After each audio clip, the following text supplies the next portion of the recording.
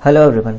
सो इसके पहले हमने देखा था जो काइनेटिक एनर्जी होता है रोटेशन का, जो रोटेशनल काइनेटिक एनर्जी होता है, that is kinetic energy rotational वाला, उसका जो वैल्यू हमने देखा था वो था हाफ आई ओमेगा स्क्वायर। और आई क्या? आई ऑफ एक्सेस। आई तो सबको पता है कि मोमेंट ऑफ इनर्शिया होता है। आज हम एक टॉपिक देखेंगे, जब रोटेशन के साथ मान लो अगर कोई ऑब्जेक्ट चल रहा है तो वो रोटेट भी हो रहा है और चल भी रहा है, दैट इज़ काइनेटिक एनर्जी। उस केस में कब देखेंगे हम? जब कंबाइंड रोटेशन भी हो प्लस ट्रांसलेशनल भी हो, उस केस में हम देखेंगे काइनेटिक एनर्जी क्या होगा, ट्रांसलेशनल भी हो। इस केस में दो कंडीशन आएगा, ध्यान से समझना। एक ऑब्जेक्ट है जो रोटेट भी हो रहा है और चल भी रहा है। इस केस में दो कंडीशंस होता है, एक होता है rolling without slipping, rolling without slipping, और एक होगा rolling with slipping, rolling with slipping. इसका मतलब क्या है रोलिंग विदाउट स्लिपिंग का? रोलिंग विदाउट स्लिपिंग मतलब कोई बॉडी रोटेट कर रहा है और स्लिप नहीं हो रहा है। तो इस केस में जो कंडीशन आता है वो होता है V is equals to R omega. Rolling without slipping का जो कंडीशन है वो होता है V is equals to R omega. Clear है? मतलब कोई बॉडी रोटेट कर रहा है लेकिन वो स्लिप नहीं कर रहा है, तो प्योर जो केस होगा वो होगा V is equals to R omega. ये केस थोड़ा अलग है, ध्यान से समझना। रोलिंग विथ स्लिपिंग, मैंने बोला रोलिंग कर रहा है, मान लो रोलिंग कर रहा है ओमेगा नॉट से, और सेंटर ऑफ मास का जो वेलोसिटी है वो क्या, वो ट्रांसलेशन का होगा V नॉट। और मैंने बोला ये जो सरफेस है इस पे ये स्लिप भी कर रहा है, this object is slipping on this surface. When is slipping on this surface, ऐसे एक फ्रिक्शन लगा होगा।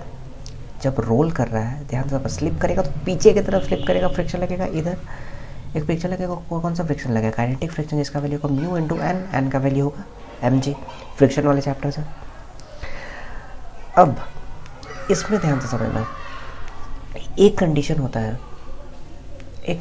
है जो आई नॉट है वो होता है omega naught minus mu mg आर by I centre of mass. ये कंडीशन है, इसको याद रखना।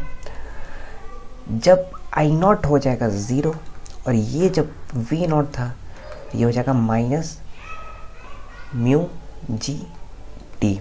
ये कंडीशन लगता है रोलिंग विद स्लिपिंग का। बेसिकली एग्ज़ाम में जो पूछा जाता है वो यही पूछा जाता है, ये फॉर नॉलेज पर्पज़ है, इसको ये इम्पॉर्टेंट है एग्ज़ाम पॉइंट ऑफ व्यू से। अब इन दोनों में डिफरेंस क्या है मैं ये बताता हूँ। रोलिंग विदाउट स्लिपिंग सबको पता है, A is equals to F by M होता है। एफ क्या होता है? जब फ्रिक्शन लग रहा होगा तो mu M G by M होता है। अब इस केस में कोई पार्टिकल जा रहा है और स्लिप नहीं कर रहा है, मतलब प्योर रोटेट हो रहा है, तो प्योर रोटेशनल में V is equals to R omega. Clear है? सिंपल सा लॉजिक वाला बात। अब इस केस में स्लिप कर रहा है, स्लिप क्यों कर रहा है? क्योंकि कोई फोर्स लग रहा होगा जो उसको स्लिप करवा रहा होगा। जैसे जब फ्रिक्शन पढ़ा था हमने तो देखा था एक नॉर्मल सरफेस है, कोई भी ऑब्जेक्ट मूव कर रहा है उसको रेजिस्ट करता है वो फोर्स, तो वो फ्रिक्शन था। इस केस में स्लिप कर रहा है, मतलब मूव नहीं करने दे रहा है, स्लिप कर रहा है, तो क्या होगा? एक फ्रिक्शन लग रहा होगा और उसका कंडीशन मैंने भी बताया, ये कंडीशन होता है V naught minus mu G T is equal to zero. Clear है? नेक्स्ट है, जब भी कोई बॉडी रोल कर रहा है, ध्यान समझना, कोई बॉडी रोल कर रहा है तो ऑब्वियस बात है, ऐसा तो नहीं कि इस पॉइंट से रोल कर जाएगा, इस पॉइंट से, ऐसा नहीं होगा। एक पर्टिकुलर पॉइंट से ये रोल करेगा। मान लो अगर मैंने बोला इस पॉइंट से रोल कर रहा है तो इस पॉइंट के अबाउट एक ट्रांसलेशनल वेलोसिटी होगा v सेंटर ऑफ मास, और यहाँ से ये होगा रेडियस। समझ में बात? ये होगा सरफेस, तो ये कहाँ पे टच कर रहा है? ये इस पॉइंट पे टच कर रहा है। This is known as instantaneous axis of rotation. क्योंकि हर इंटरवल के बाद क्या होगा, यहाँ पे टच करेगा, फिर एक बार घूमेगा, यहाँ पे टच करेगा, फिर एक बार घूमेगा, यहाँ पे टच करेगा. This is known as instantaneous axis of rotation. What it is known? It is known as instantaneous axis of rotation. मतलब हर पॉइंट के बाद वो ऑब्जेक्ट यहाँ पे टच करेगा, इस वाले पॉइंट पे टच करेगा. समझ में? आगे बढ़ता है. इसका मतलब क्या है, इस पॉइंट पे, इस पर्टिकुलर पॉइंट पे हमेशा, in this particular point, the velocity for this particular point, the velocity of that point with respect to ground के रेस्पेक्ट में होगा, with respect to ground is 0. will be what? Will be 0 at that instant. Clear? कोई rocket science नहीं है, बहुत easy concept है. हमेशा आएगा, यहाँ पे टच करेगा, फिर आएगा, यहाँ पे टच करेगा, तो इस पॉइंट पे वेलोसिटी क्या होगा? 0 होगा. अब ये क्यों इम्पॉर्टेंट है, वाई इट इज़ इम्पॉर्टेंट, तो ध्यान से समझना. पहला, it helps to calculate kinetic energy of the body. इसलिए इम्पॉर्टेंट है क्योंकि काइनेटिक एनर्जी एक बॉडी का हम इजीली कैलकुलेट कर सकते हैं. अभी मैंने बताया था काइनेटिक एनर्जी क्या होता है, हाफ आई ओमेगा स्क्वायर. तो यहाँ पे अगर आई का मुझे एक्सिस ऑफ रोटेशन पता है तो यहाँ पे मैं डाल सकता हूँ आई ए, मतलब एक्सिस ऑफ रोटेशन वाला, तो इसलिए काइनेटिक एनर्जी आ जाएगा. दूसरा, टॉर्क कल मैंने बताया था, टॉर्क था tau is equals to I alpha. अब आई जरूरी नहीं कि हमेशा सी एम वाला पता हो, मतलब centre of mass.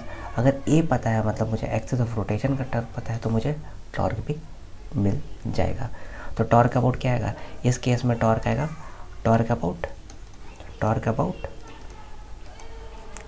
Torque about instantaneous axis of rotation.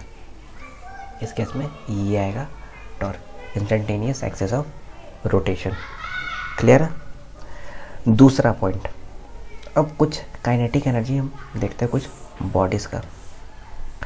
Next heading is kinetic energy of some body. इसमें मैं 1-2 डिराइव करूँगा, फिर बाकी का आपको याद रखना बहुत इम्पॉर्टेंट है. Kinetic energy of body. पहला है इसमें solid sphere. First is solid sphere. तो इसमें अगर ये एक स्फीयर है, दिस इज अ स्फीयर, मैंने बोला ये v0 है, इसका वेलोसिटी v0 है, और ये जा रहा है ओमेगा नॉट से. और मैंने अभी बताया था जिस पॉइंट पे भी टच करता है उसको क्या बोलता है, उसको बोलता है इंस्टेंटेनियस पॉइंट ऑफ रोटेशन या इंस्टेंटेनियस एक्सिस ऑफ रोटेशन. इस पॉइंट पे जा रहा है, तो इधर v0, इधर r omega naught, without slipping वाला कंडीशन होगा, r omega naught v equals to r omega. अब काइनेटिक एनर्जी ये मैं इसलिए डिराइव कर रहा हूँ क्योंकि पता भी चल जाए कैसे फाइंड करते हैं काइनेटिक एनर्जी. इस केस में क्या हो जाएगा, हाफ, एक ट्रांसलेशनल वाला हो जाएगा m v0 square plus half I omega square. I for solid sphere बताया था पहले, 2/5 m r square into omega square. जब इसको मैं सॉल्व करूँगा फर्दर तो मेरे पास आएगा half m r square omega square because V is equal to r omega plus 2/5 1/2 into 2/5 m r square omega square. If I solve this and take 1/2 as common, I get m r square plus 2/5 m r square, and omega square is also common from all the terms. So I get over here 7/10 m r square omega not square. So अगर मुझे solid sphere का कभी भी kinetic energy directly use करना हो तो मैं ऐसे फाइंड कर लूँगा. तो अब ध्यान देने वाली बात क्या है जो मैंने यहाँ पे क्यों डिराइव किया इस चीज़ को. मैं चाहता तो मैं डायरेक्टली भी बता देता कि हाँ काइनेटिक एनर्जी सॉलिड स्फीयर का 7/10 mr² ओमेगा नॉट स्क्वायर होता है। लेकिन मैंने क्यों किया, ध्यान से समझना, क्योंकि जब मैंने बताया कि ये पॉइंट घूम रहा है, ये जो स्फीयर है ये रोटेट कर रहा है, तो मैंने बोला काइनेटिक एनर्जी कैसे यूज़ करेंगे। एक तो ट्रांसलेशनल वाला होगा, ये ट्रांसलेशनल है, half kinetic energy half mv², जो नॉर्मल मोशन के लिए हम यूज़ करते हैं। और एक मैंने बोला रोटेशनल वाला हाफ आई ये 2/5 mr² पहले बताया हुआ है ओमेगा स्क्वायर। तो कभी भी kinetic energy rigid body dynamics में आएगा तो हम ऐसे सॉल्व करेंगे, पहले मोशन को स्टडी करेंगे, what it is about, is it just translational, is it just rotational, and we'll apply the condition of rolling without slipping, because I told you initially that for exam purpose rolling without slipping is only important, not rolling with slipping. Rolling with slipping, it's a very rare case, but what comes in the exam is rolling without slipping. Like if you are studying for ITJ or NEET, rolling without slipping is must. This condition is very important. Now kinetic energy is that you need to remember. I'll write it down, it's very important to remember. Other is hollow sphere. For hollow sphere, the kinetic energy is 5/6 omega naught square. Next is ring. For ring, the kinetic energy is mr² omega naught square. Third, for disk, the kinetic energy is 3/4 mr² omega naught square. This should be remembered in order to solve question. समझ में आया? अब एक question करते हैं, बहुत normal सा question करते हैं तो और थोड़ा क्लियर होगा कंसेप्ट। एक क्वेश्चन है मेरे पास, मान लो एक इंक्लाइंड है मेरे पास, ऐसा एक इंक्लाइंड है मेरे पास, एक इंक्लाइंड है ये मेरे पास। ध्यान से समझना क्वेश्चन को। इस इंक्लाइंड में मैंने रखा एक बॉल रखा है मैंने। ये बॉल क्या हुआ, ये बॉल गिरा यहाँ पे गिर के पहुंच गया, ये बॉल यहाँ पे, ये बॉल पहुंच गया यहाँ पे। पहुंचने के बाद मुझे पता है ये जो डिस्टेंस जो बॉल गिर के आया था ऊपर से नीचे, ये था h डिस्टेंस गिर गया। और मैंने बोला ये जो बॉल है ना ये हॉलो स्फीयर है। ध्यान से समझना, I told that this ball is a hollow sphere and this is a rough. जब भी मैंने रफ बोला तो कंडीशन लगेगा क्या, रोलिंग विदाउट स्लिपिंग का कंडीशन लग जाएगा ऑटोमेटिकली। ये एच है, ये एच है। मुझे फाइंड करना है, find the velocity centre of mass for this ball. इसका velocity of centre of mass find करना है। अभी मैंने बताया था, इसीलिए मैंने पढ़ाया था अभी हॉलो स्फीयर का, जब मैंने डेरिवेशन किया था सॉलिड स्फीयर का, सॉरी। तो ध्यान से समझना, पहले मोशन को स्टडी करेंगे। पहला स्टेप, मोशन को स्टडी करेंगे तो क्या, बहुत इजी है। वर्क एनर्जी पढ़ा था तो मैंने क्या बोला था, change in kinetic energy is equal to work done. ये जो बॉल है ऊपर से नीचे जा रहा है, क्या हो रहा है, mgh, मैंने शांति से ये लिख दिया, work done is what, change in kinetic energy. Kinetic energy rotate भी हो रहा है भैया और चल भी रहा है। चल रहा है तो मैं बोलूँगा हाफ mvcm² प्लस रोटेशनल होता है हाफ आई का वैल्यू हॉलो स्फीयर, अभी बताया था हॉलो स्फीयर का क्या कंडीशन होता है। Hollow sphere is 5/6 omega not square. Hollow sphere is what, 5/6 directly use कर दूंगा मैं, half I omega square. That is, अगर काइनेटिक एनर्जी हॉलो स्फीयर का आ रहा है मेरे पास तो सॉरी मैं डायरेक्टली यूज कर दूंगा क्या, जब मुझे पता है मैं टाइम क्यों वेस्ट करूंगा एग्जाम में। That is 5/6 omega not square. अब ओमेगा को भी मैं क्या लिख सकता हूँ, omega is equal to V/R लिख सकता हूँ मैं, और V इसे यहाँ पे है तो अगर मैं लिख दूँ तो मैं बोल सकता हूँ ना M G H is equals to half M V C M square plus 5/6 omega naught is what, omega naught is V C M square by R. यहाँ से वी सी एम हम इजीली अब फाइंड कर सकते हैं। यहाँ पे जो स्टूडेंट्स गलती करेंगे वो भी पॉइंट देख लो, इंपॉर्टेंट है कहाँ पे गलती कर सकता है, पॉसिबिलिटीज़ है। जब भी कोई स्टूडेंट लगाएगा 5/6 ओमेगा नॉट स्क्वायर तो बहुत लोग कंफ्यूज होके या जल्दबाजी के चक्कर में just because they have lesser time what they will do is they right half 5/6 omega not square I omega square. This is totally wrong. Don't do this. It is kinetic energy. It's not moment of inertia. Please note this while watching this video. It is kinetic energy, not I.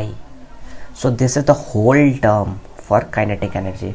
And in case you want to use half I omega square, then you can directly use this. You can directly use this using I for what? I for hollow sphere. I for hollow sphere, you can directly use it and it is no issues. Fine. आगे बढ़ता है। अब एक conceptual question करते हैं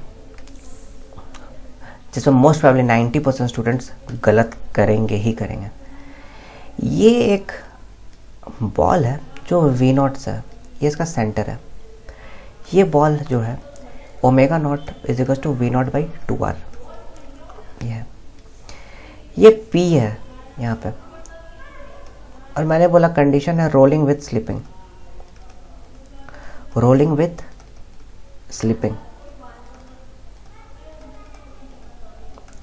इस case में tell me the kinetic energy of body is, मैं 4 ऑप्शंस दे रहा हूँ। पहला ऑप्शन है half I P omega not square, second half I P V naught by R square, third half M V naught square plus half I C omega not square, fourth one is half I C V naught by 2R square. क्या answer होगा सब ध्यान से समझो। पहली बात, जब मैंने बोला यहाँ पे point to be noted rolling with slipping है, रोलिंग विदाउट स्लिपिंग नहीं है, मतलब V is equal to R omega वाला कंडीशन तो लगेगा ही नहीं।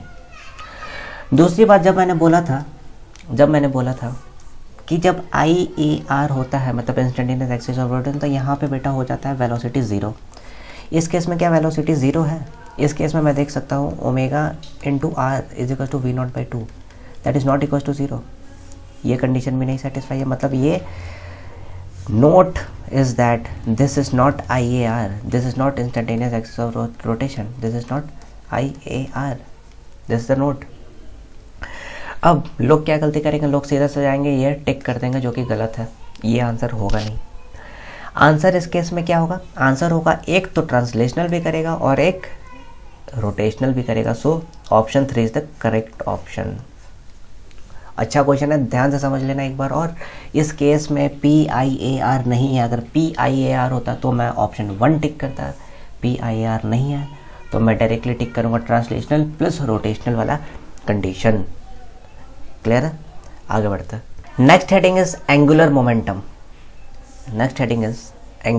मोमेंटम। बहुत ईजी हेडिंग है, एंगुलर मोमेंटम। जैसे जब हम नॉर्मली ट्रांसलेशनल मोशन पढ़ते थे तो हमने देखा था कि मोमेंटम होता है m इंटू वी। जब नॉर्मली पढ़ता था मैं तो मैंने बोला था एक मोमेंटम होता है जो मास इंटू वेलोसिटी होता है प्रोडक्ट उसका। बेसिकली कितना मोमेंटम, जितना भारी मास उतना ज़्यादा मोमेंट, कितना इम्पैक्ट क्या पड़ेगा, बेसिकली मतलब ये होता है मोमेंटम का। इस केस में जब एंगुलर मोमेंटम होगा, राइट, क्योंकि हम लोग क्या पढ़ रहे हैं अभी, हम लोग पढ़ रहे हैं रोटेशनल डायनामिक्स, राइट, तो लीनियर तो लगेगा नहीं, पी इक्वल टू में तो लगेगा नहीं। इस केस में जो एंगुलर मोमेंटम होता है वो होता है L naught is equal to R cross P, जहां पे ये जो R है this is position, R is what, R is position and P is angular sorry p is linear momentum. I hope it's clear. बहुत easy है, clear है। मान लो मेरे पास एक क्वेश्चन देखते हैं, बहुत नॉर्मल सा क्वेश्चन है, जहाँ पे गिवन है मास है 2 kg, वेलोसिटी है 3i cap minus 5j cap, position vector है -6,8। मुझे फाइंड करना है एंगुलर मोमेंटम। तो मैंने बोला अभी एंगुलर मोमेंटम होता है what, r cross p। r है मेरे पास -6,8, दैट इज r है मेरे पास -6 minus 0i cap plus 8 minus 0j cap, ये होगा cross p vector. p is what, mv, मतलब 2 into 3 that is 6i cap minus 10j cap. Cross product निकालना है तो डिटर्मिनेंट से निकाल लेंगे, i j k करके क्रॉस प्रोडक्ट निकालना, सबको अभी तक आ गया होगा, तो निकल गया एंगुलर मोमेंटम। तो देखा कितना इजी है, कुछ नहीं करना है, r क्रॉस p करना है, वेक्टर का मल्टीप्लिकेशन आना चाहिए, बाकी सब क्लियर। अब मान लो ये किसी पॉइंट के अबाउट लगा, किसी पॉइंट के अबाउट लगा, about a hinge, angular momentum क्या होगा, अबाउट अ हिंज अगर मैं बात करूं तो अभी याद है, अभी मैंने डिफाइन किया था एक काइनेटिक एनर्जी ½ I⍵²। तो वैसे अगर एक हिंज के अबाउट कभी भी एंगुलर मोमेंटम लगता है तो याद रखना angular momentum about a hinge is always equals to उसका moment of inertia into ω/I⍵ होता है angular momentum about a hinge. ये चीज़ ध्यान में रखना है। एंगुलर मोमेंटम बहुत छोटा टॉपिक है इसका, अबाउट अ हिंज I⍵ होता है, तो डायरेक्टली कभी आ जाए तो I पता रहना चाहिए और ओमेगा निकाल लोगे तो एंगुलर मोमेंटम एक हिंज के अबाउट इजिली फाइंड हो जाएगा। ठीक है, अब याद करो जब लीनियर मोमेंटम पढ़ा था तो वहां पे एक प्रिंसिपल था, principle of conservation of linear momentum. यहाँ पे होगा principle of conservation of angular momentum, यहाँ पे होगा।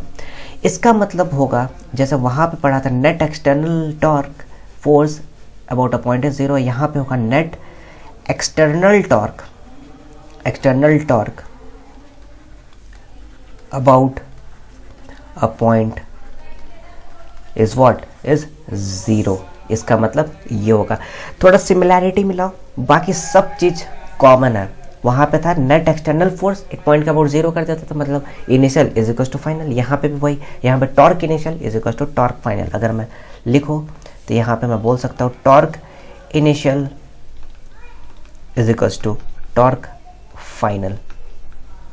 बात तो वही है। अब बात आ गया यहाँ पे टॉर्क क्या होता है, टाउ होता है, I⍵, मैंने अभी बताया था टॉर्क होता है I⍵।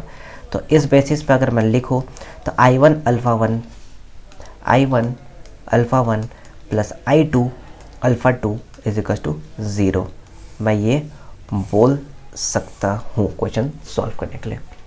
एक क्वेश्चन सॉल्व करता है लीनियर एंगुलर मोमेंटम पे। मान लो मेरे पास एक रॉड है, ध्यान से समझना क्वेश्चन। एक रॉड है जिसका मास है m और लेंथ है l।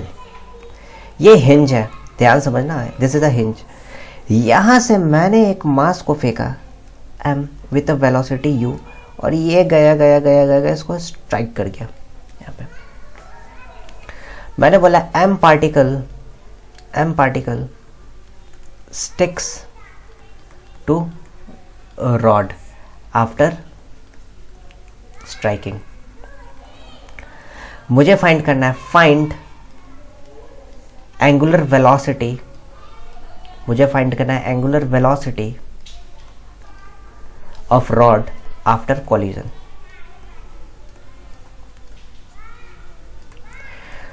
ध्यान समझो, ये कोलिजन का क्वेश्चन है। जब कोलिजन का क्वेश्चन हमें नॉर्मल मोशन में आता था तो हम लीनियर कंजर्वेशन लगाते थे ऑफ मोमेंटम। यहाँ पे हम लोग क्या लगाएंगे, एंगुलर कंजर्वेशन ऑफ मोमेंटम। अब थोड़ा दिमाग में एप्लीकेशन लो फिजिक्स का। पार्टिकल गया मास, तो पार्टिकल स्ट्राइक किया होगा तो रॉड क्या होगा, रॉड घूमा होगा ना ऐसे। रॉड तो जब ये कोई भी चीज़ तुम ऐसे हिट करोगे ये तो घूम जाएगा ऐसे। मान लो ओमेगा से घूमा, और यहाँ पे क्या होगा, यहाँ पे नॉर्मल वेलोसिटी ट्रांसलेशन वाला होगा v।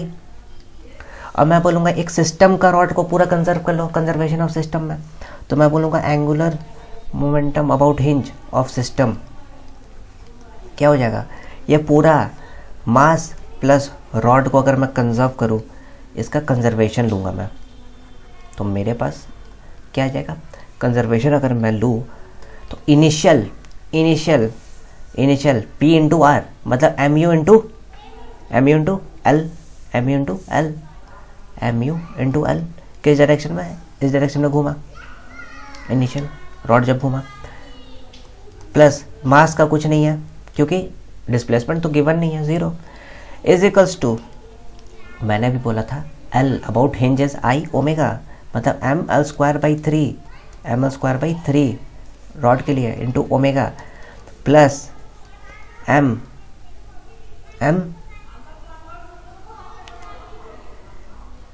वी क्यों पी इंटू आर, और मैं इसको क्या लिख सकता हूँ, मैं इसको क्या लिख सकता हूँ, mass into L omega V is equals to R omega into L, ये लिख सकता हूँ। अब यहाँ से मैं सॉल्व करूँगा तो इजीली मेरे पास ओमेगा तो आ ही जाएगा। क्लियर है। About a system angular momentum conserve कर दिया, क्वेश्चन हो गया ख़त्म। तो कंजर्वेशन ऑफ एंगुलर मोमेंटम भी बता दिया मैंने। इस चैप्टर का लास्ट एक टॉपिक, एक छोटा सा कंसेप्ट है, मैं बता देता हूँ। कंसेप्ट क्या है, टॉपलिंग का केस होता है, टॉपल कर जाता है। टॉपलिंग मतलब क्या होता है बेसिकली मैं ये बताता हूँ। टॉपलिंग का मतलब क्या होता है, एक कोई ऑब्जेक्ट है, मान लो कोई ऑब्जेक्ट है, मास एम है। कभी कभी क्या होता है, ये ऑब्जेक्ट बहुत ऐसा इसका सिमेट्री होता है, या मैं बोलूँ इतना भारी होता है कि जब कोई इंसान इसको पुश करता है ना, कोई इंसान इसको पुश करेगा तो ये गिर जाएगा। इंस्टेड ऑफ अच्छा से रोटेट, मतलब एक आदमी का माइंड में था कि इसको प्रॉपरली मैं रोटेट करके इस पॉइंट को एक अच्छे से ऐसे रख दूँ, लेकिन कभी कभी क्या होता है जब इंसान इसको पुश करेगा तो ये टॉपल कर जाएगा, मतलब गिर जाएगा। ये गिर गया इसके अबाउट, ये जब ऐसा गया तो ये गिर गया, नीचे ज़मीन पे गिर गया। जैसे कि एग्जांपल बोले, एक ट्रक है, बहुत लोडेड ट्रक है, रोड जहाँ पे ख़राब आया, बहुत रफ रोड था, ऑफ रोडिंग हो गया, तो ट्रक गिर गया। रैदर देन उसको ड्राइवर को लगा वो उसको बैलेंस कर लेगा, लेकिन क्या हुआ, ट्रक उलट गया रोड पे। ये केस कब होता है, ये टॉपल का केस कब होता है, जब या तो फोर्स जो है, जो फोर्स का वैल्यू है वो बहुत ज़्यादा लग गया होगा वेट के कंपैरिजन में, मतलब मैं बोलूँ जो फोर्स है वो ज़्यादा हो गया होगा नॉर्मल से, तो टॉपल हो जाएगा, समझ में आया बात। या तो इस केस में भी टॉपल होगा, या तो एक और केस में टॉपल होगा, जब मान लो फ्रिक्शन लग रहा होगा तो जो मैक्सिमम वैल्यू है फ्रिक्शन का वो कम हो जाए इसके वेट से, तब भी टॉपल हो जाएगा ये दो कंडीशन याद रखना है। सो यहाँ तक rigid body dynamics properly cover हो गया है। नेक्स्ट क्लास से will start with SHM, simple harmonic motion.